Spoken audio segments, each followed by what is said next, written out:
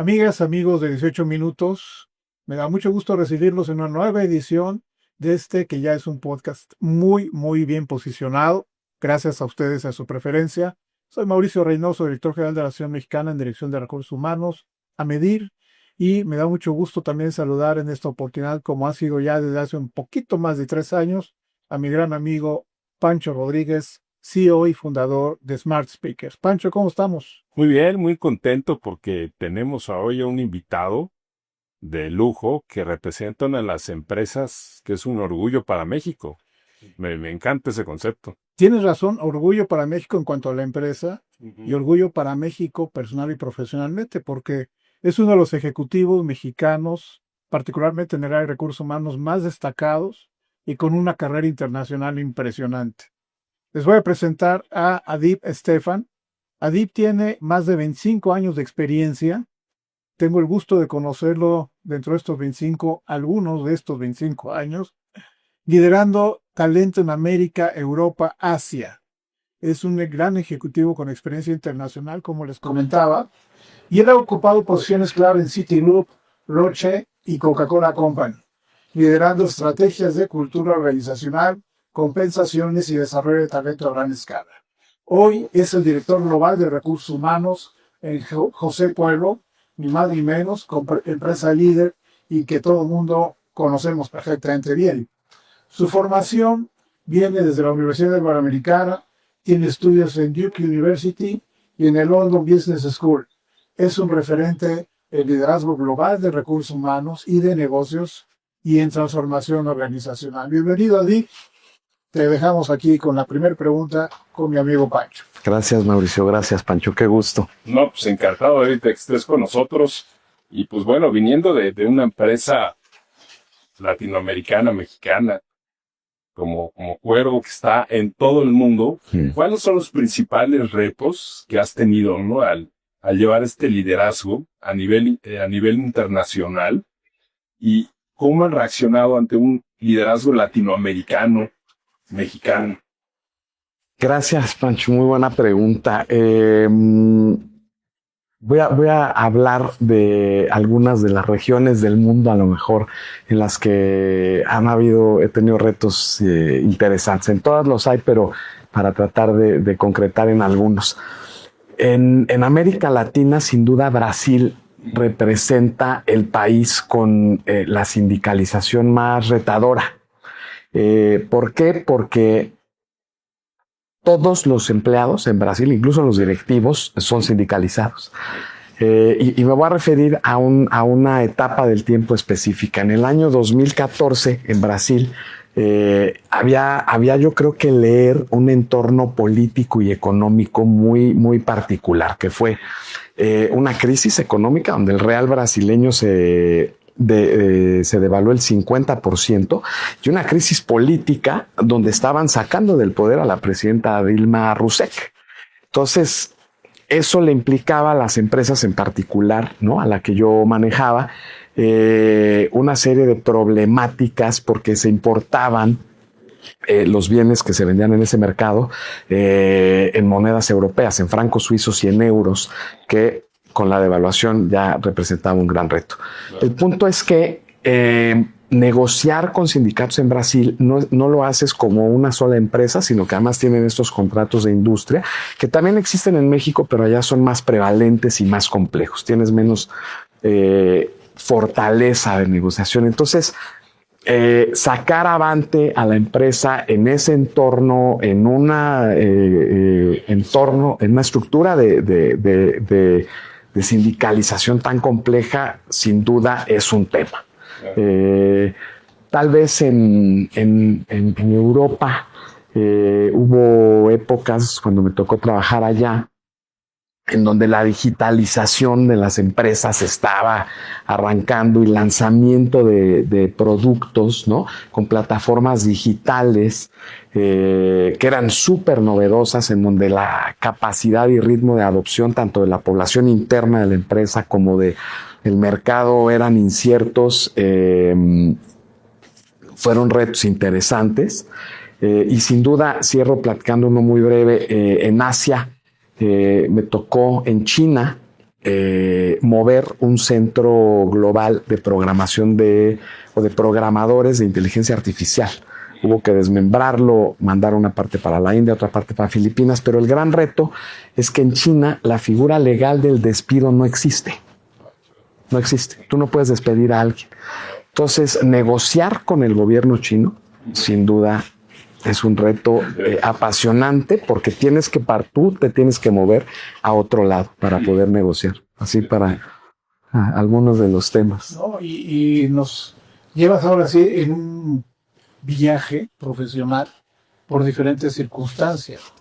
Siempre me he preguntado, tú que has estado en Asia Pacífico, Latinoamérica, Europa, muy concretamente empezaste en México, ¿notas algunas diferencias en cuanto a la gestión de recursos humanos, los enfoques? Muy claro lo que nos comentas de China. Ahí no puedes despedir a nadie. Pero en general, lo que tradicionalmente manejamos de talent management, gestión de talento, desarrollo de líderes, C-level, en fin, ¿hay diferencias? Sí, Mau. Por ejemplo, en Europa, sobre todo en Europa del Este, todas las prácticas de calidad de vida para los colaboradores son las más avanzadas del mundo. En países como Eslovaquia o como Rusia, las licencias por maternidad voy a mencionar un par de características muy interesantes. Duraciones de entre 1 y 2 años. En algunos casos, por ejemplo en Eslovaquia, la puedes compartir, es decir, el primer año puede decidir tomarlo la madre y el segundo el padre, aunque trabajen en distintas empresas y la empresa tiene la obligación de guardar el puesto de trabajo, ¿no? Y además de remunerar durante ese año. Algunos países remuneras el primer año y el segundo puede ser con una disminución de la remuneración o sin remuneración, pero con garantía de retorno. Lo que quiero decir con eso, contestando específicamente a tu pregunta, es que te obliga a hacer tu planeación de talento de manera distinta, porque puedes tener directivas o directivos que se te van a ir un año y tienes que tener a alguien listo para ocupar una posición directiva cuando eso pase. Esa es una muy interesante. Siendo repetitivo, pero importante, en Brasil en particular, con toda esta complejidad de la sindicalización, tienes que trabajar diferente, por ejemplo, la comunicación, porque no comunicas solo a segmentos iniciales o de la base de la pirámide en la fuerza de trabajo, sino que tienes que comunicarle a los directivos que están igual de interesados en cómo va a cerrar un contrato colectivo, ¿no? Por las condiciones de incrementos salariales y beneficios. Y en Asia no es solo China, por ejemplo en Japón, en Corea del Sur, por mencionar un par de países con economías muy potentes y empresas muy potentes, tampoco existe la figura del despido. Entonces, de igual manera, tienes que gestionar diferente. No puedes planear ni ejecutar una reestructura con las libertades que puedes tener en mercados más liberalizados como Estados Unidos o México. ¿Y cómo le haces? O sea, si no existe la figura, ¿cómo le llaman y cómo se ejecuta? A donde tienes que llegar, Pancho, el formato legal es un mutuo acuerdo. Pero tiene que haber incentivos, ¿no? Para que una persona le interese irse. Además, por ejemplo, en Corea del Sur, el empleo socialmente es algo tan valioso como el nombre de la familia, por ejemplo. Entonces, es muy difícil que negocies con una persona, ¿no? Sin cualquier tipo de cambio, ¿no? Porque obviamente no solo hay que hablar de despido. Entonces, tiene retos, hay que moverse de mentalidad. No es algo como, fírmame tu renuncia, ¿no? Aquí que... No, correcto, eso no se puede hacer. Sí. Sí, no. Y tienes una gran experiencia global, mi estimado Di. Y escuchamos mucho de qué se requiere hoy para ser exitoso. Yo te preguntaría, así como has tenido esa trayectoria, esa carrera, obviamente hay muchos éxitos que has venido sumando durante tu carrera, trayectoria. ¿Cuáles dirías que son las principales características que hoy a las que debemos ponerle atención y desarrollar para ese éxito, ya sea como profesionales, líderes de recursos humanos o como gestores de talento, cualquier líder, un CFO, CMO, etc.? Primero, gracias, Mau, por tus amables palabras. A ver, yo creo que siempre regresa uno a los básicos. Hay cosas que independientemente de las épocas siempre hay que hacer, ¿no?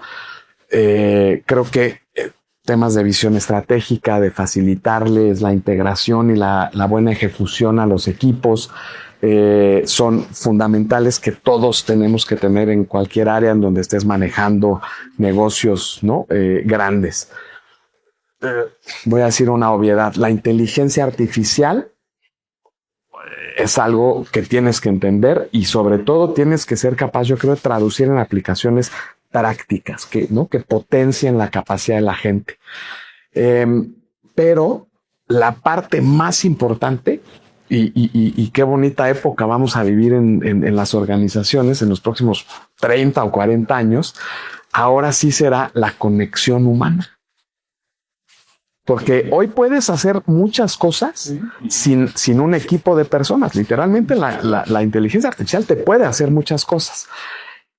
Pero la interacción humana, la conexión, ¿no? Y el toque que eso le da a una organización, ¿no? La pasión, la sensibilidad, no la puedes sustituir y esa va a ser la más importante, yo creo. Conexión humana. Claro. Y ahorita que hablabas del tema de inteligencia artificial, ¿qué ejemplos te ha tocado vivir así padres de aplicación de inteligencia artificial que nos puedas compartir? Les cuento uno recién salido del horno. Esta semana, déjenme empezar por otros dos que ya tenemos ya usamos en Cuervo. A inicios de este año habilitamos un agente de inteligencia artificial en el lanzamiento del proceso de gestión del desempeño y le pedimos que asumiera el rol de un consultor en desarrollo organizacional con 20 años de experiencia para ayudarle a la gente a redactar sus objetivos bajo la metodología SMART. La alimentamos, obviamente, con los objetivos de las grandes funciones, de las áreas comerciales, de finanzas, legal, recursos humanos. Y fue un ejercicio primero que la gente disfrutó. Le perdió el miedo. Está padre. Y una afinación de lo que nosotros como recursos humanos del sistema extraíamos en donde dijimos son objetivos mucho mejor redactados. Entonces creemos que le va a ayudar a la gente a enfocar mejor su esfuerzo y su energía y a producir mejor resultados. Eso es como su consultor de cabecera. ¿Será? Sí. Literal. 20 años de experiencia. Sí. Pero me encanta, eso puede aplicar para todo, ¿no? Entonces, esta semana, Pancho, se le ocurrió al equipo habilitar ese agente en nuestra plataforma de aprendizaje y desarrollo. Y entonces le pedimos de igual manera que se volviera un experto en aprendizaje y desarrollo con 25 años de experiencia. Ya con más experiencia, no te das 20. Le subimos. Y experto en desarrollo de líderes.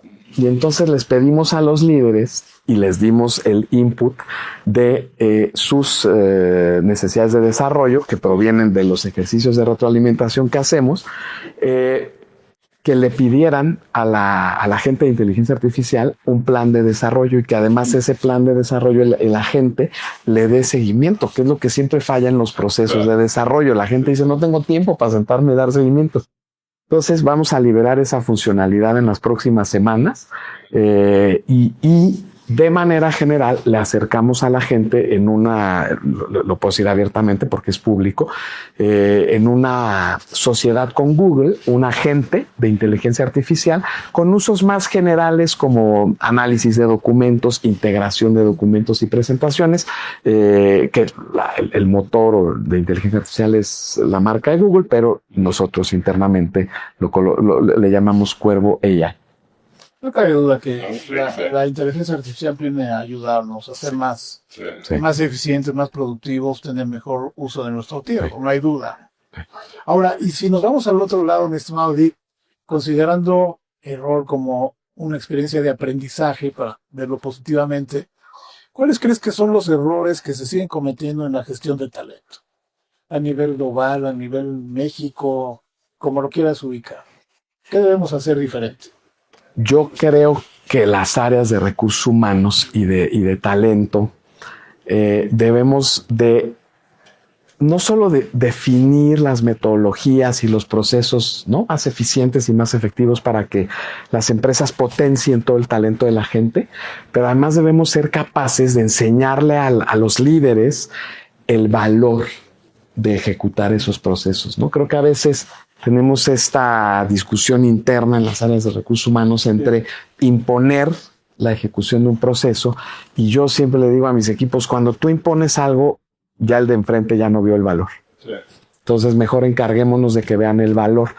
Dicho eso, creo que también hay que entrenar y desarrollar a los líderes para que sepan identificar mejor el talento, qué características específicas del talento buscas, cómo ese talento debe conectar con, primero, tu estrategia como empresa y luego el entorno en el que vive una empresa. Hace rato hablábamos de un caso de entorno económico y político que modificó el rumbo en las empresas y de industrias completas. Ser capaces de hacer eso y de ayudarle a los líderes a que lo hagan, y me parece que redundaría en un entendimiento del valor y por lo tanto una dedicación de tiempo y energía en donde no pase esto, que es que no tengo tiempo para sentarme con alguien de mi equipo y ayudarle a aprender y a desarrollarse. Creo que. Y llevando esto a un paso todavía superior, López, uno de los retos importantes que tienen la mayoría de las organizaciones es tener una buena cultura organizacional. En tu experiencia, ¿qué es lo que más ayuda para lograr esto? La cultura, Pancho, y ese es un tema que nos podría dar para muchos 18 minutos, muchas ediciones de 18 minutos, pero lo que yo he encontrado es que si no la aterrizas en elementos específicos de una organización, que en mi opinión son 4, sí, se vuelve algo que no necesariamente aterriza y se mete, ¿no?, a los cimientos de la empresa. Y de los 4 sí hay uno que yo creo que es más importante, el liderazgo. Los líderes de arriba e intermedios en una organización son, me parece, el vehículo más importante y efectivo o inefectivo para llevar valores y comportamientos, ¿no?, de ejecución de trabajo en una organización. El segundo, muy importante, es todos los componentes de una estrategia de engagement, o sea, lo que hace que la gente se conecte, se apasione por la empresa, forman cultura. La manera en que tú le informas, le comunicas a la gente, le pagas, la desarrollas y que la gente vea el valor tangiblemente. La manera en que diseñas el entorno físico de trabajo, eso conectado con cómo los líderes se ponen al frente de las organizaciones, hace para mí los 2 componentes, creo yo, más importante. El resto podríamos hablar, ¿no?, del workplace o del lugar de trabajo y de algunas otras cosas, pero para mí son los 2 vehículos más importantes. Y echándote un paso hacia atrás, lo que creo que hay que hacer es sí tener bien claros cuáles son los valores de tu organización. En el caso nuestro, es una organización de más de 250 años de existencia. Es más vieja que México. La organización no existía en México cuando Cuervo ya era Cuervo, ya estaba produciendo el vino mezcal. En la Nueva España. Sí, claro. Hay que asegurarnos de que esos valores se transmitan, ¿no? Y después de que las competencias o comportamientos de liderazgo los aterricen, los metan y los transmitan a la organización y al mercado. Estamos llegando ya al cierre de los 18 minutos, así que te quiero preguntar algo para los CEOs nada más. Tú has trabajado con muchísimos CEOs. Si uno de ellos llega y te dice, quiero transformar mi organización, pero a partir del talento, ¿cuál sería el primer paso que tú le vas a pedir que haga? Que definamos muy claramente qué queremos transformar, que nos concentremos porque no puedes transformar todo, y que le demos el tiempo suficiente de transformación a la organización para que al primer grupo que alineemos a esa intención de transformación sea a los líderes de más alto nivel. Yo creo que haciendo esas 4 cosas se puede transformar. Y esa es la voz de la experiencia, porque yo sé que Adib ha sido líder y ha sido un gran partner de equipos de liderazgo en procesos de transformación muy importantes en grandes organizaciones. Muchísimas gracias, Adib, por estos 18 minutos que nos han enriquecido, se fueron como agua, tanto que nos puedes compartir después de tanta experiencia global. Pero ya habrá otra oportunidad de seguir platicando, si te parece. Por ahora nos despedimos. Pancho, Pues síganos, por favor. Estamos en Spotify, YouTube, en las redes en general. Pues un gusto que nos hayas acompañado. Gracias, Pancho. Gracias, Mau. Qué gusto. gracias, El gusto es mío. gracias, Pancho. Y nos vemos en la próxima edición de 18 minutos. Recuerden darle like en cualquiera de las plataformas en que nos estén viendo. Hasta luego.